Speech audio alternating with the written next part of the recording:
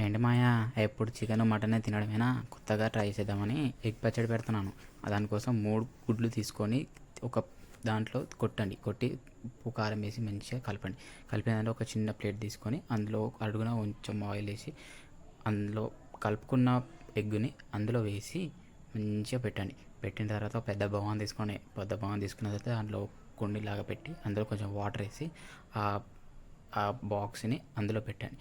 అందులో పెట్టిన తర్వాత అది మొత్తం తీసుకెళ్ళి చిన్నగా మండుతున్న మంట మీద ఒక అరగంట సేపు పెట్టండి మాయా. దాని తర్వాత ఉడికిన తర్వాత చిన్న చిన్న పీస్ కట్ చేసుకొని పక్క పెట్టుకోండి. ఆ పక్కన పెట్టుకున్న ఎగ్ దాన్ని ఒక ఆయిల్లో మంచిగా ఒక 5 మినిట్స్ డీప్ ఫ్రై చేయండి. ఎందుకంటే లోపల కొంచెం ఉడుకుంది ఉంటుంది కదా, అది ఉడుకుతుంది అనమాట. డీప్ ఫ్రై అయ్యాక రెడ్డిగా అయ్యే తర్వాత తీసి పక్కన పెట్టండి. పక్కన పెట్టిన ఆయిల్లోనే ఒక మంచి అల్లం వెల్లుల్లి పేస్ట్ వేసి ఒక మంచిగా పచ్చి వాసన పోయేంత వరకు మంచిగా అక్కడిక్కడ అని అంటూ ఉండండి. పచ్చి వాసన పోయే తర్వాత అందులోనే ఉప్పు కారం అన్నీ వేసి ఆ కట్ చేసుకున్న పీసెస్ ఎగ్స్ ఇలా అందులో వేసి మంచిగా కలుపుకోండి. మొత్తం కారం అంతా దానికి మసాలా అంతా పట్టిన తర్వాత మంచిగా వేడి అన్నంలో కొంచెం వేసుకొని తింటూ ఉంటే బయట వర్షానికి లోపల వేడి ఎంత బాగుంటుంది. కావాలంటే మీరు గల ఇంట్లో కొంచెం మంచిగా ట్రై చేసుకొని ఫుల్గా ఎంజాయ్ చేయండి. Thank you.